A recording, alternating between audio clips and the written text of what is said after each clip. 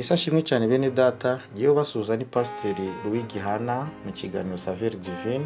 Uyu munsi turaganira ku ijambo ryitwa Ingororano z'abizera. Reka dusome mu Byahishuwe 22 umurongo wa 12.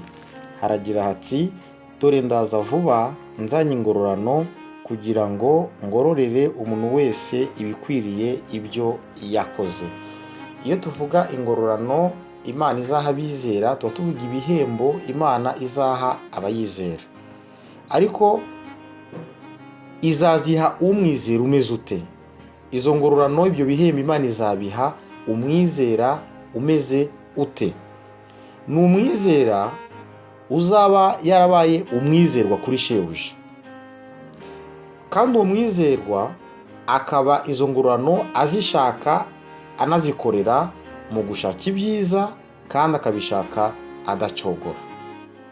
Izo ngororano azazihererwa gushaka ibyiza, ibyo byiza akabishaka abishakira abandi, abishaka ku bandi, ariko kandi ngo akabishaka adacogora. Abaroma 2:7. Akabishaka ku bandi ariko ngo atanacogora. Abaroma 2:7. Aha rero ikintu gikomeye ni uko gukorera ibyiza abantu babi, abantu b'indashima, kandi wowe ukabikora udacogora, mu by'ukuri ntabwo byoroshye. Uko kutoroha kwabyo rero nicyo cyatuma data abihembera bazabishobora. Yesu nashimwe cyane. Nuvuga ngo abazabishobora bazahemberwa kuba barashoboye kugera ikirenge mu cya data Imana, kuko nayo yadukunze tudakundika turi babi. Kandi Yesu ajya kuva mu isi yaravuze ngo mukundane nkuko nanjye nabakunze. Kandi nimukundana nibwo ab'isi bazamenya ko muri abigishwa banjye b'ukuri. Mu mategeko y'Imana akomeye habamo ibyo kuvuga ngo ukunde Imana, ukunde na bagenzi bawe, ariko ngo bakunde nk'uko wikunda. Rero ingororano tuzahabwa tuzazihererwa gushaka ibyiza, tubishakira bose. Yes, iyo mvuze bose hano ndavuga beza n'ababi. Hano iyo mvuga bose ndavuga ababikwiriye n'abatabikwiriye, ariko cyane cyane ngo tukabishaka ubudacogora. Ni Imana izahembera abantu bazabikora. Noneho ingororano tuzikorera dute nk'abizera? Ingororano tuzikorera dute nk'abizera? Tuzikorera turangije gukora ibyo byiza, ariko tukabikorera turi muri hano ku isi, ariko tukabikora twebwe ntacyo duteze guhita duhabwa ako kanya tukiri hano muri iyi si. Nuko ingororano z'Imana tuzikorera, ukabiba, ariko ntubibe nk'abahinzi bo mu isi. Ukabiba wowe utateze gusarura muri iyi si, ugakora ibyiza ukabikorera bose, ariko ibyo byiza wakoze utiteze ko babigukorera, abo bose babikoreye utiteze ko babigusubiza. Uko gukora ibyo byiza, uko kubikorera bose udateze we kubikorerwa na bamwe cyangwa na bake cyangwa na bose mubona uba wabikoreye, uko kubikora udateze kubyishurwa hano ku isi, niko kuguhesha kuzahembwa, kuzahabwa za ngororano nugera mu bwami bwa data. Iyo dusomye muri Mariko 10 uhereye kuri 28 kugeza kuri 31, ubona ikibazo cya Petero abwira Yesu ati twebwe twasize ibyacu. Izo ngororano zihabwa abantu basize ibyabo, basize ababo. Petero aravuga ibintu twasize ibyacu byose. Ibyacu byose biravuga ngo imitungo n'abacu n'imiryango n'abavandimwe n'inshuti, twe twarabisize turagukurikira. Izo ngororano zihabwa wasize byose agakurikira Imana. Izo ngororano zihabwa cyangwa se zahabwa ushakira bose ibyiza, kandi akayibashakira ubudacogora. Ntabwo byoroshye.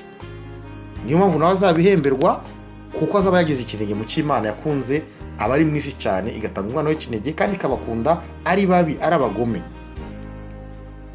Ibyo basize nibyo bizatuma Imana ibahemba. Dufashe urugero ku mukozi wo mu isi ukora akazi gasanzwe, nawe ategereje ibihembo ku mpera z'ukwezi cyangwa ategereje ingororano, arazinduka akihanganira imiruho n'imihate ahura nabyo muri ako kazi ke. Yewe abikorera bo, niyo habaye konje, ikiruhuko ku bakozi bo nta nubwo kibanezeza cyane, atari uko badashaka kuruhuka, ahubwo ari uko bazi ko icyo kiruhuko mu by'ukuri kigabanyije ibihembo, kigabanyije ibyo bari bateze kuzabona nk'ibihembo cyangwa nk'ingororano z'uko kwezi. Rero nanjye aha nahava mbabwira nidukorera Imana ntitukayikorere nk'abantu dutera waraza, ntitukayikorere nk'abantu tutazi ibyo turimo, ahubwo tufate urwo rugero rw'abikorera dukorera Imana nk'abikorera, kuko data nta kiranirwa ngo yibagire ibyo tumukorera, ahubwo ngo azaza vuba kandi ingororano buri wese akurikije imirimo ye. Icyitonderwa kuri izi ngororano, ingororano zizahabwa uwarangije amahoro, ntabwo zizahabwa uwatangiye amahoro. Ingororano zizahabwa umuntu warangije urugendo neza, ingororano ntabwo zizahabwa umuntu warutangiye neza. Kandi mukumve neza, ingororano zizahabwa abarangije, ntabwo ingororano zizahabwa abatangiye. Niyo mpamvu Yesu avuga ngo ab'imbere bazaba ab'inyuma, n'ab'inyuma bazaba ab'imbere ku bijyanye n'iki kintu cy'ingororano. Kubera iki? Kuko hagati mo aho ngaho yo gutangira no kugera ku gihe cyo guhabwa ingororano habamo ikintu bita akamenyero, habamo ikintu bita ibisanzwe, habamo ikintu bita ndabimenyereye, ndabirambiwe. Icyo kintu rero kizatera abantu babitangiye mbere babirambirwa, hanyuma mu gihe cyo kurambirwa kwabo Imana ibizanye ingororano izihe abazaba bakibirambyemo, abazaba bakibikunze, abazaba bakibikomeyemo, kandi akenshi muri bo, abenshi muri abo bazaba ari abantu babigiyemo vuba. Niyo mpamvu Yesu abivuga mu buhanuzi avuga ngo ab'imbere kuri ibyo bijyanye n'ingororano bazaba abanyuma, ariko ab'inyuma bazaba imbere. Reka dusenge Imana rero kugira ngo tutamubarambirwa, tutamuwacika intege, tutamuwabimenyera, ahubwo Imana dutangirije urugendo abe yakiturindiramo mu izina rya Yesu. Amen. Mana ndagushimiye kubw'ijambo ryawe. Ingororano zawe si amagambo, ahubwo ingororano zawe zizabaho.